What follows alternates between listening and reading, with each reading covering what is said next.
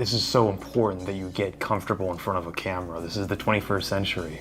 People still read blogs, people still read books, but video on platforms is what it takes to really go where you want to go. Welcome to another edition of the Coach U Show. A lot of you guys have been asking, what happens in Vegas when you happen to hang out with Dennis Yu? And we have Parker Nathans here, so I thought he could maybe tell you in case you're wondering, because maybe if you're a client or you're a friend or a partner and you want to come out to Vegas, you get kind of an idea of what might happen. Just crazy parties all the time, all nights. It was just so wild. Hookers and blow. What happens in Vegas stays in Vegas. No, but it was a fantastic experience. It's always great seeing Dennis. It's always great working with Dennis. Vegas is a very interesting place. It's not like anywhere else in the country. It's not like anywhere else in the world. Vegas itself is a very interesting city. But you don't really go for Vegas just for the city, you go for the people, and that's what the city is for. And working with Dennis is very, very cool because he has all these connections. He's got like a spider web. His Rolodex is gigantic. And what that means is he knows basically everyone that's important that needs to be known in the digital marketing space. So being out here and just being around that's been really eye-opening for me because it just shows the importance of connection and the importance of knowing other people. And the cool thing about Vegas, a lot of people come here to gamble. It's a vacation kind of thing, but it's fantastic for entertainment, for filming. There's the Cocoon Oxygen baths, there's Sky Zone. We've been there a bunch of times. I'm VIP over there. There's a lot of cool friends to meet. When you come out here, because everyone comes out to Vegas several times per year, everyone wants to hang out. And we just have a much better time than hanging out on Zoom. And it is 2:36 a.m. right now.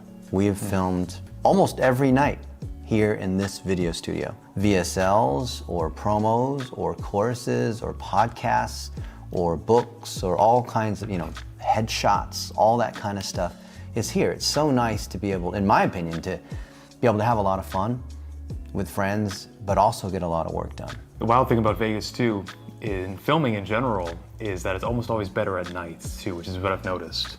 The film, everything, that you don't get the lighting in the back. And as a result, we've sort of kind of worked almost like from a serious business thing, it's almost been like a night shift. The vampires come out at night. We film during the day, but it's not as nice because basically like a 30-foot ceiling behind us is not some fake background. And when the sun comes in during the day, it's so bright that the lights, I have 10 hue lights in the back, they can't overpower the sun. We also have two 200-watt SL lamps that you can't see that are shining on us. And the brighter it is out there, the more we have to turn those up. So when we have Zoom meetings and whatnot, it's just super cool being here in the studio. Because if you were to try to rent or build your own studio, it'd be kind of a pain in the butt or very expensive. But this is super cool right here. And a lot of friends, I think in the last 4 weekends, we've filmed different courses and books, whether it's for Parker or Dan Yulin or Danny Liebrand, all these other sorts of people. It's just, if you've been wanting to get a book out, if you've been wanting to create a podcast or get content out, this studio, if you're a friend of mine, you're a client, come on out, you can use it. What's so crazy too is you think about what actually goes into making these videos. You might see the clear camera, you might see us standing behind it, you might see the background. But there's a lot of tonality and just things that you don't really understand unless you've been in front of one. It's a very unique thing, when you say. Yeah.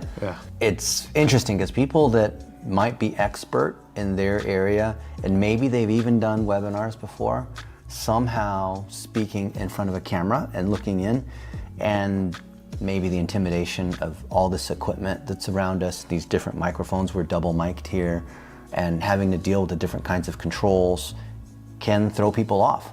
A lot of people are used to speaking one-on-one to somebody, but being able to speak to you as if you're sitting right there is tougher. And maybe Parker can talk about this, but often when people first start out, they are choppy, they keep repeating themselves, it's not smooth. It's hard, it just takes experience until you can just flow naturally like we're doing right now. That takes practice, that takes time. And it's one of those things where if you're not already recording content, whether you're using $1 a day, which you should be, or just putting content out into the world, what really it takes is practice and repetition.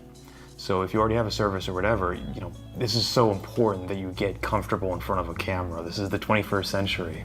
People still read blogs, people still read books, but video on platforms is what it takes to really go where you want to go now. Would you agree with that? 100% agree, especially co-created content. I find it's hard just talking monologue. I might have a different idea now and then, but I run out of things to say, but the energy level is higher when you're with someone else. You don't have to fill the words the entire time. And when you have co-created content, and I tag Parker in the videos that I'm making, that expands my audience because it shows trust, relationships, expertise, these kinds of things, and the nuance that causes people to want to do something with you. It's always that 85% that's nonverbal communication. And this also helps Parker because then everyone in my community is now able to see Parker, so it goes both ways. So it's like this double magnifier. I don't know why most people are not creating more co-created content like this. It's also the importance to travel and actually meet people that you want to work with. Everyone wants to sit by the beach, sipping margaritas and just being on Zoom calls.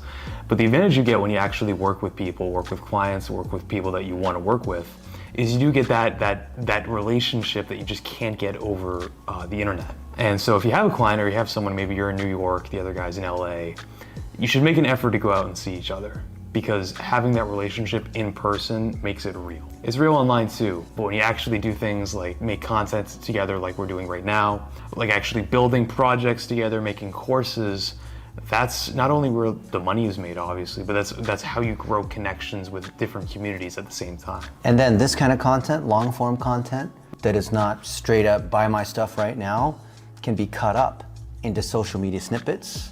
We've got multiple camera angles like this main camera that you're seeing, but we also have B-roll, which is great, which I like even more than the main camera. And those get turned into articles, books, blog posts, YouTube snippets. We can change the lighting here in the background, and we can change our shirts. So in just one day, we can create hundreds of pieces of content effortlessly. 99% of the work is done by the VAs, the video editors that are processing all this in the Philippines, Pakistan, and other sorts of places. And I find that's the main reason why people aren't making content, because they think, geez, I have to set up the video studio, I have to configure the lighting, I have to talk, I then have to edit it, I gotta process it, and I still have to do all the other things that I have to do, and they end up just not doing it. But if you know in an hour or two you can make as much content as we've made, and someone else is handling that, would you make more content? The issue is people think, oh, you need to have some Sony camera, you need to have $1,000 lighting. If you have an iPhone, you can basically do whatever you want, even if you don't have a VA. Yeah. There's this really great app called CapCut. It's 100% free. You just download it. You can add captions automatically. You can just split videos, make it shorter, make it better for short form. And honestly, it shouldn't take you more than maybe 5-10 minutes max per clip. Yeah. So people assuming it's some huge time commitment to make content, it's just not true. Simple tools like Descript, a Swiss Army knife for video editing. This microphone is $75 and it sounds great. Simple lights will do it. If you don't have a light, use the big light called the sun and have it angle in 45 degrees. And so there's no excuse to make tons of content. Especially if you're a done-for-you premium webinar guy, you have to have lots of webinars and videos and examples yourself. Otherwise, you are the fat weight loss coach or the swim instructor who can't swim, right? Mm-hmm. We all have to do the thing that we are expert in. It's leading by example. Yeah.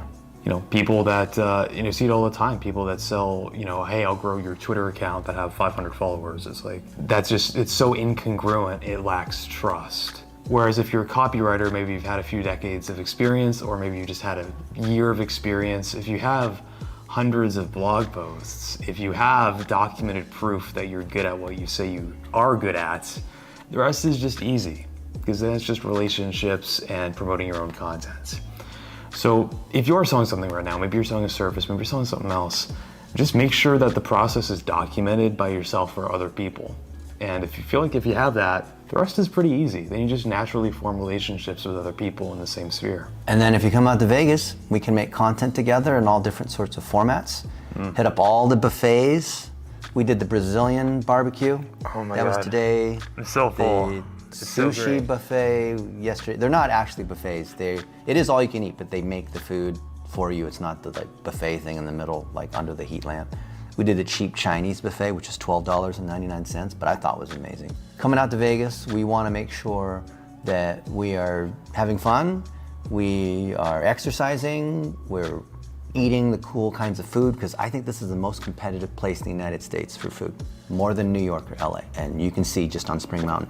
And we're creating content and working on our businesses and doing all those things at the same time. Quick side tangent. People that think that Vegas is expensive, we had, what is it, $30 all-you-could-eat sushi. And it was good place. sushi. It wasn't just cheap sushi. It was great sushi. I've had $7 a head sushi, and this was almost as good. So we had what we would buy just by itself. How much food do you think? Like $300, $400? No, easily. Yeah, each of those sushi rolls was like $20 times however many rolls we had, which is a lot. Mm-hmm. Yeah. So when you guys decide that you want to record content with Dennis and you guys fly out here, sushi, Brazilian steakhouse, Chinese buffet, you don't need to spend a lot of money. And I know that's not that big of an issue for most people, but it's something that surprised me that you should know about when you go to Vegas, because I thought I'd be spending $1,000 on food.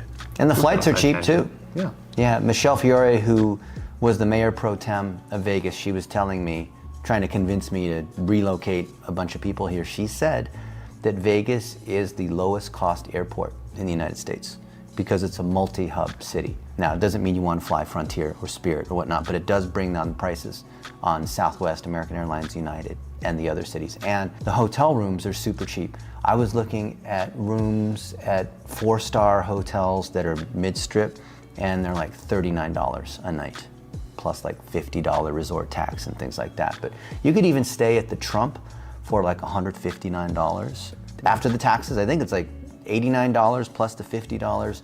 You could stay at Resorts World, the brand new one, for about the same price. The Wynn and Encore are also under $200, which is fantastic. So you can do some incredible things. There's Red Rocks, which I love to go hiking. There's exotic car racing. I took Keegan there a few weeks ago, so we got to drive all his dream exotic sports cars. All kinds of stuff out here. Yeah, City of Las Vegas should pay us for free marketing. That's fantastic.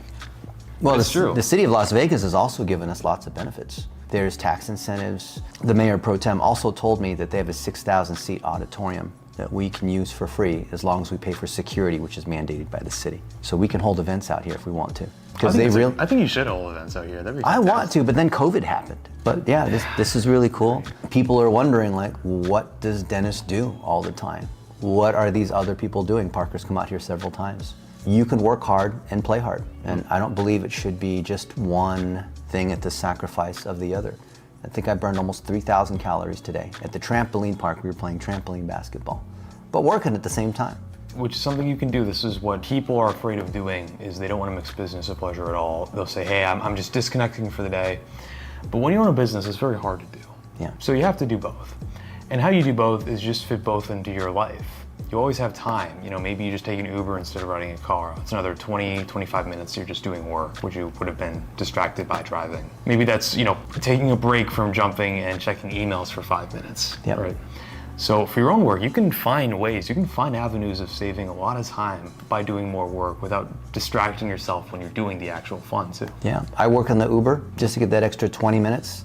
I work on the airplane. A lot of people want to watch movies or use that as decompression time, but I find ways to squeeze more out of that time.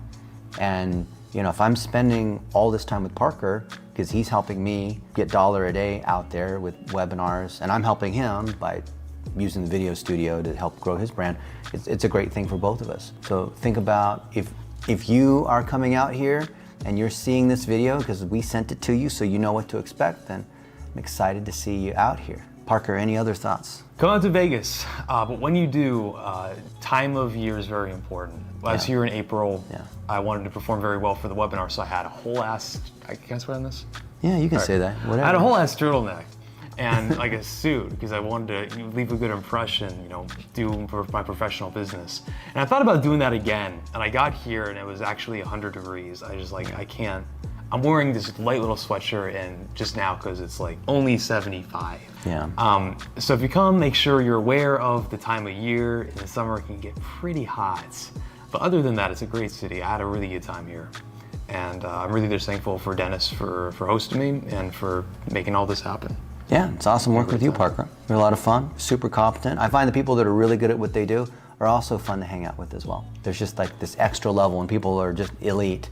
They don't have to worry or think about the thing that they're good at. It's just beautiful to watch no matter what their area of expertise is. So glad you're here. Thanks for coming, my friend. Thank you so much for hosting me. Guys, That's another edition of the Coach U Show. See you guys later.